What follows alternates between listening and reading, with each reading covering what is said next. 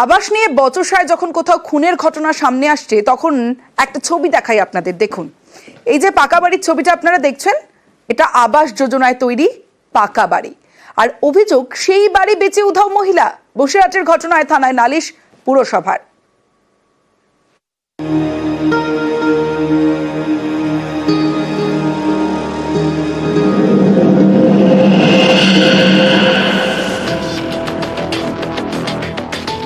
এটা আবাস যোজনার বাড়ি, তুলে ফেলা হয়েছে ফলক।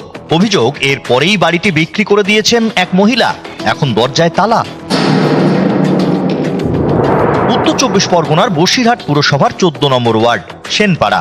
স্থানীয়দের দাবি, একসময় এখানকার বাসিন্দা ছিলেন অঞ্জনা সেন। আবাসে বাড়ি পেতে আবেদন করেন। 2018-19 সালে টাকা বরাদ্দ হয়, সেই টাকায় তৈরি হয় বাড়ি। সরকারি প্রকল্পের বাড়ি বিক্রি করা যায় না।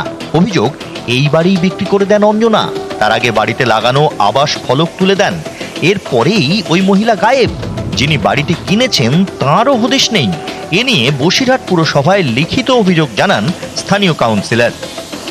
কমপ্লিট সার্টিফিকেট পাওয়ার আগেই একজনের হাতে বিক্রি করে দিয়ে তিনি এখান থেকে চলে গেছেন। তাকে খুঁজে পাওয়া যাচ্ছে না এবং যিনি কিনেছেন তারও কোনো খোঁজ নেই।